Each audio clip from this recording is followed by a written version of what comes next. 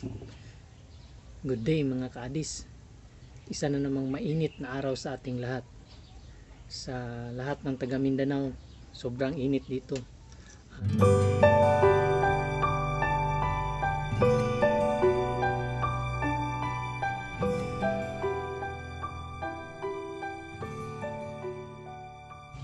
So yun nga mga kaadis, ang gagawin nating video ngayon ay dugtong o ito na yung tutorial kung paano ko ginagamit ang isang alternatibong pambalot ng ating mga sayon sa pag-graph ng ating mga adenyum. So ito yon mga kaadis ang ginawa ko ng video. Nasa YouTube channel natin, ilagay ko na din dyan sa description yung link tungkol sa paggawa kung paano ko inihanda para gamiting pangbalot ng ating mga nag-graph na adenyum. So ito na yon mga kaadis, yung na-cut ko na. So ang gagawin natin na video ngayon mga kaadis ay kung paano ko ito i-apply sa pag-graph nitong mga grafted seedlings, I mean rootstock. Ito mga rootstock, ito mga kaadis. So meron na tayong video tungkol sa pag-graph. Ganon din yun yung proseso, pero hindi ko in-explain, wala akong binigay na idea or hindi ako nagsalita or nag-narrate doon para ma-explain kung ano yung mga step by step. So ang gagawin natin ngayon ay step by step process. Pero bago ang lahat mga kaadis, sa mga hindi pa nakasubscribe, subscribe mo kayo sa channel natin. Don't forget to share, like our video, lalo na sa mga kakilala nating mga baguhan pa sa pag-aadenyum. I-share nyo yung video na ito mga kadis para makatulong din sa kanila. So let's proceed mga kadis. So ano ang kailangan natin? Tulad sa ginawa ko nung unang video natin, ang kailangan natin ay ito ang ginagamit ko mga kadis. Isang cardboard lang, karton na dito ko ipapatong. Bali ito yung maliit ko na table na lagyan ko ng tissue para dito ko hihiwain yung sayon na idudugtong natin sa ating mga rootstock. So yun nga, sinabi ko doon, ang pinaka-importante sa pag-graph ay yung sterility. So kailangan natin ng alcohol para pang-disinfect sa ating kamay, sa blade or sa kutsilyo na gagamitin natin, o ano man yung panghiwa na gagamitin natin. Ayan. So ang gagamitin ko na panghiwa ay itong blade mga kaadis. So 5 peso lang ito sa tindahan. So halos lahat alam naman natin kung anong itsura yung blade ng blade. So sa hindi pa nabuksan mga kaadis, consider talaga na sterile yung sa loob, meaning malinis talaga yung sa loob. So ito yon mga kaadis. Yan ang blade.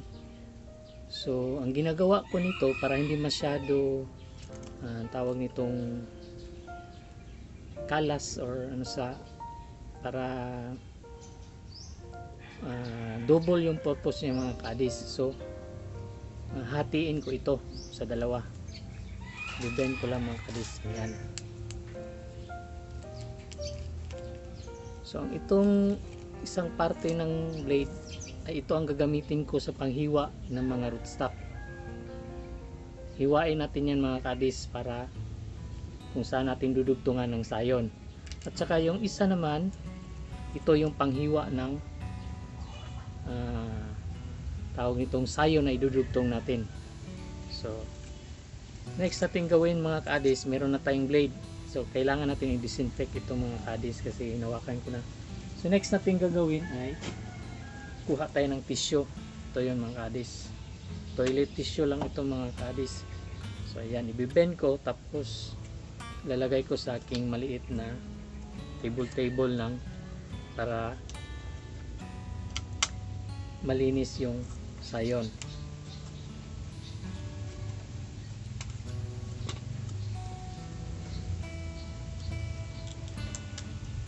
maganda ipatong nyo sa tissue mga kadis para malambot lang yung medyo mesa niya, hindi na press yung ilalim ng o kabilang side ng sayon. So ayan na, meron na tayong maliit na hiwaan ng ating mga sayon, at saka kailangan natin ng sayon kung ano idudugtong natin. So 1,000 lutos ang variety na ito mga kadis. Ayan, pwede na ito mga 5 dugtong, kasi usually ang dinudugtong ko is nasa 2 to 3 mata mga kadis. Mas maganda kasi yung ibebenta mo sa mga buyer ay yung may 2 sanga or 3 sanga. Merong time na gipit talaga sa sayon, so isang mata lang talaga ang dinudugtong ko. Pero mas maganda most of the time ay 2 to 3 ang dinudugtong ko. So ayan mga kadis. So at saka yung partner ng ating ice wrapper cellophane, kasi nung na-mention ko sa unang video natin tungkol sa paggawa nito, alternatibong pambalot, kailangan siya ng partner na rubber band na mag-hold, na hindi siya magalaw-galaw at hindi tawag nitong matanggal yung dugtong. So ito yung rubber band mga kadis or lastiko. So ginagamit natin to sa maraming purpose to mga kadis, lalo na sa mga maliliit pa na mga bata na naglalaro nito, ginagamit na laruan. So sisimulan natin mga kadis. So first is disinfect natin yung ating kamay, then isusunod natin yung blade. Importante ang disinfect mga kadis dahil dito mamimaintain mo yung sterility at maiwasan mo ang fungus na magiging dahilan ng pagkabulok ng ating dinudugtong na sayon. So next natin gagawin ay kuha tayo ng tissue para pangpunas sa blade natin. So mga kadis, i-disinfect natin tong blade, 2 blade na gagamitin natin.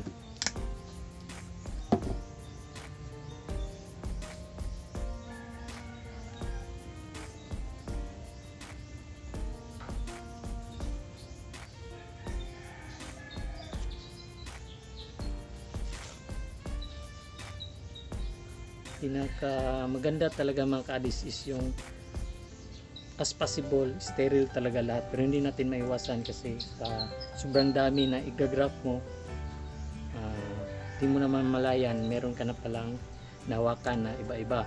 So importante maghugas ka ng alcohol every now and then, na dapat necessary talaga na maghugas mga kadis.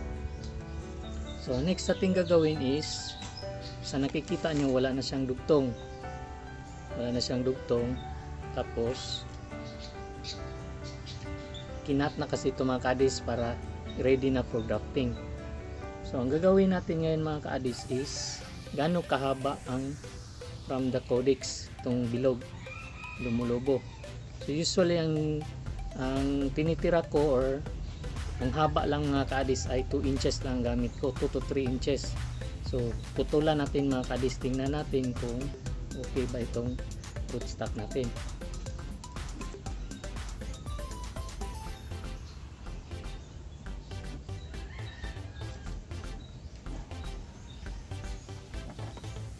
Okay, ayan mga kadis, na naputulan na natin, medyo maiksi na siya. So ang next natin gagawin mga kadis is pupunasan natin itong dagta para mamaya sa paghiwa natin ulit ay maliit na lang yung dagta, hindi na siya, kasi yung dagta mga kadis siya malaking tendency na mabubulok yung sayon na dinudugtong natin dahil sa sobrang basa nung pinatong natin yung sayon. So ayan, kung hindi pa ito naputulan, yung mayroon pa mga dahon, kailangan pagputol mo mga kadis, hahayaan mo muna mga ilang oras para mag-dry up yung itaas at saka maglabas yung dagta. So pupunasan mo ng tissue para hindi masyado basa. So ayan, Dahil naputulan na ito mga kaadis kahapon para may ready for grafting. So proceed na tayo mga kaadis. So next natin gagawin, naghawak ako dito is gagamit tayo ng alcohol. I-maintain talaga natin ito mga kaadis kasi sayang yung time and effort ng pag-graft mo kung mabubulok lang yung dugtong. Maghihintay ka na naman mga ilang araw para madugtungan ulit o mag-graft ulit yung rootstock natin. So, sige, i-focus ko dito mga kaadis para makita nyo kung ano talaga yung paano ko ginagamit yung ice wrapper cellophane for grafting.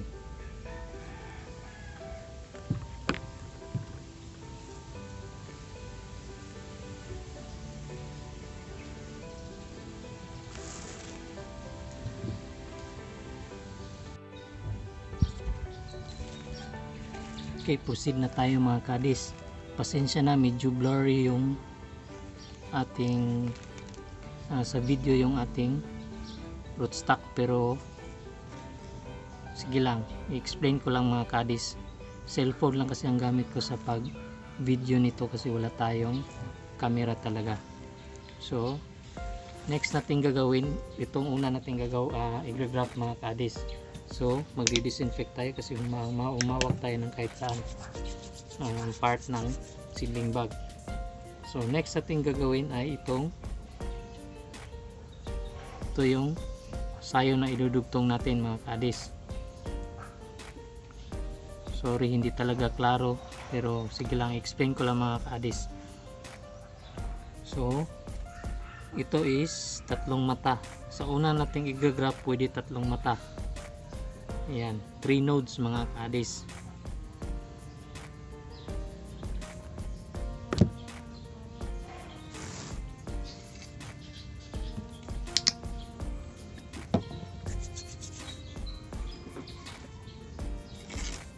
So hiwain natin mga kadis, tamang tama ang yung haba nya. Ayan, dito may dagta mga kadis, so huwag natin yang punasan kasi yan yung dagta ng dugtong natin na sayon. So next is itong sa itaas banda, hiwaan natin konti mga kadis para importante talaga flat, yung walang space na makikita sa dugtong natin. Ayan, ito na yung idudugtong natin na sayon mga kadis. So kuha tayo ng itong cellophane na ice wrapper cellophane na gagamitin natin pambalot. So yun nga, sa sinabi ko sa first video, tingnan nyo yun kung paano ko na-explain. Ang sa loob ng cellophane na ito mga kadis na nahahati ay consider na sterile mga kadis. So malinis yan. So ayan, i-open natin, tapos kukunin natin itong idudugtong natin na sayon. So kailangan yung smiley niya is nakatayo talaga. So magbigay ako ng illustration mga kadis. So ayan, ilalagay natin dito sa sentro na part ng ice wrapper cellophane natin. Ayan mga kadis. So next natin gagawin is kuha natin itong blade na pang rootstock. So dry na yung rootstock natin. So next natin gagawin is hihiwain na naman natin ito mga kadis para hindi siya medyo wet lang yung papatungan natin ng sayon. Ayan mga kadis, wet na yung papatungan natin ng sayon. So dapat hindi masyado wet mga kadis para maiwasan natin ang pagkabulok. So ang ginagawa natin, dahil consider natin na sterile itong sa loob, is papahira natin ito mga kadis. Yan, para maalis yung dagta. Don't worry, is wet pa rin yung sa itaas, pero wala na siyang dagta na makikita. So ang next mong gagawin mga kadis ay yung puwet ng sayo ng idudugtong natin is yun ang ating ipapatong dito. So ayan mga kadis, kapatong na mga kadis. Tapos hilain mo pababa para stretch. Ganyan. Tapos next ang gagawin is ang rubber band. Ito yung mag-hold ng ating sayo na dinudugtong sa rootstock natin. Ayan. Tali mo mga kaadis para siya magsilbing tagahawak ng cellophane para hindi matanggal. Ayan mga kaadis, lain mo ng konti para mag-stretch siya at saka yayaka talaga yung dinugtong natin na sayon. Walang buka mga kaadis sa gilid nito. Kasi pag meron yung buka mga kaadis, if mabubuhay yan, may tendency na patagilid yan siya mga kaadis. Ayan, tapos na yung isa. Try natin yung dalawa pa para maintindihan nyo talaga. So ayan, another rootstock, disinfect mga kaadis, tapos hiwa gamit ang panghiwa ng rootstock. Ayan, medyo maiksi na siya mga kaadis. Yung iba nag-graft ng tower graft na grafting style, pero ako mga kaadis is ganito ang ginagamit ko. Medyo mababa lang para mas mataas yung sayo ng idudugtong natin na multi variety mga kaadis or variegated or multi petals. So next natin gagawin is kuha tayo ng sayon. Ayan. So dito na lang mga kaadis is dalawang mata ang ating gagamitin. Hiwa, pagkatapos ng hiwa, kuha ng water cellophane, ice water cellophane, open, consider sterile, tapos yung taas dapat nakatayo yung smiley mga kaadis, lagay sa gitna na sterile, tapos nahiwa mo na bago lang, pwede mo nang pahiran mga kaadis. Ayan, para malis yung dagta. Tapos patong, after patong mga kaadis, stretch. Dapat nakasentro mga kaadis para hindi magtagilid yung ating dinugtong. Tapos rubber band, stretch, tapos tali.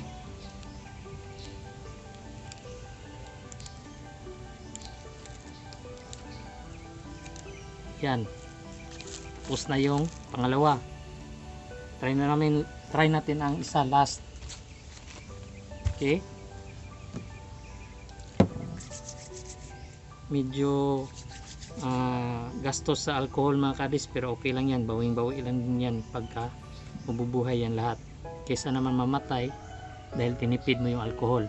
So hiwa yung rootstock. Ayan, medyo may dagta konti. Tapos hiwa yung sayon na idudugtong natin, lagyan natin ng dalawang mata. Yan, kuha ng ice wrapper cellophane, sterile, lagay sa gitna. Dapat nakatayo yung smile ng nodes ng ating sayo na idudugtong. Tapos rubber band, hila, tapos pahid para maalis yung dagta, tapos patong, dapat nakagitna, tapos stretch. Ayan, ayan, palpak mga kadis, lumabas yung. So ayan mga kadis, example na din ito. Dahil nahulog na ito, hindi ko na ito gagamitin mga kadis. Ayan, kasi maiksi na. Kuha tayo ng bago mga kadis. Ayan, hiwa tayo ng sayon. Kuha tayo ng ice wrapper cellophane, sterile, gitna, pahid, patong, stretch. Ayan, nasubraan siguro sa pag-stretch ko yun mga kadis. Uy, pangit talaga itong cellophane na ito mga kadis, kasi malabas talaga yung sayon. So try natin last. Yun nga, dahil wala na tayong sayon, is isang mata lang ang gagamitin natin. Last na ito na mata, sterile. Yan, ito siguro disadvantage ng, pero ngayon ko lang ito naranasan mga kaadis, ang mabutasan ng cellophane. Siguro wala ko idea kung bakit. Patong, stretch, tapos talik.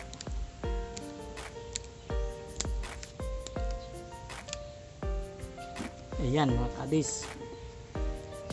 So lalagyan muna ng graph muna. So ngayon ang next mong gagawin is lalagyan mo ng code.